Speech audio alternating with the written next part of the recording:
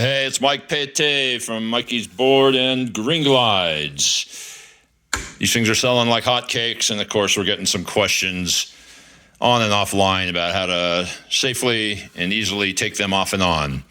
Well, I prefer putting the notch.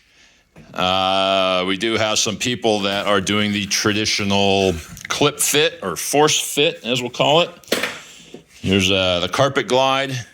And you can hook that front edge over the front of the opening.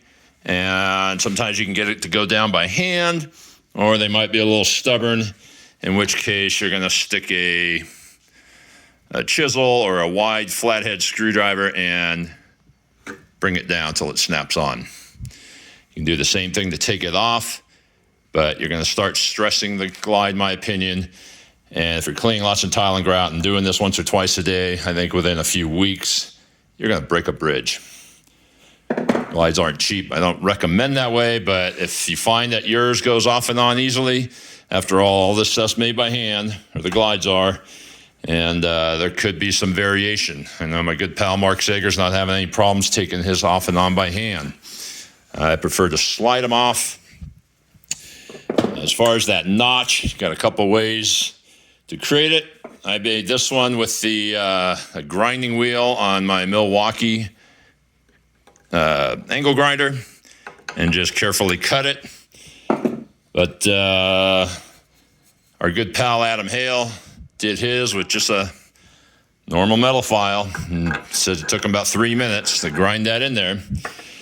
But you just want to make sure that you're contouring or mimicking that back lip, we'll call it, so that it glides right on there. And you can just give it a little wiggle to get going and then slide her on. And I tell you what, if you ever have a customer come in the room and say, hey, what's going on with your wand there? It looks like it's got a leak or a hole or whatever. I'll send you a roll of duct tape to hide it. But it's no big deal.